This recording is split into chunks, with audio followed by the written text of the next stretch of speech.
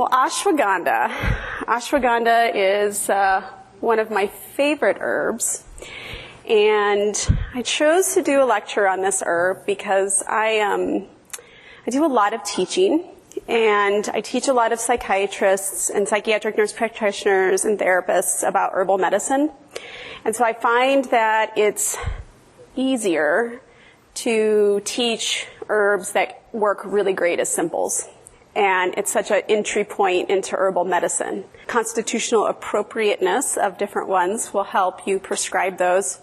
And so with that, I wanted to talk a little bit about the Ayurvedic constitutions. It will make more sense in the context of when we talk about an Ayurvedic herb. More of a vata imbalance, and I'm going to kind of focus on that from a sleep standpoint and then really tie in what we see in the literature with ashwagandha. So let's just focus on the sleeping part for vata so that we can tie that in to ashwagandha.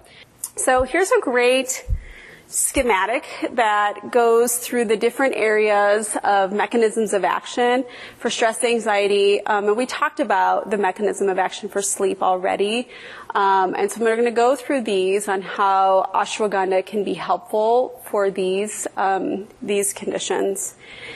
Okay, so now we're going to kind of focus more on the mental health side and kind of go through the conditions. This is looking at bipolar, and this was a study that was 60 subjects that took 500 milligrams a day for 8 weeks and had a lot of improvement with, memory, reaction time, and social cognition. And so in that overwhelmed anxiety, these are the plants that we start to look at. So looking at bacopa, right, it enhances cerebral blood flow. We think of it as the classic ADHD type plant, but it can work here too. But it's also gentle and not overstimulating, so you're not going to get that jittery energy component.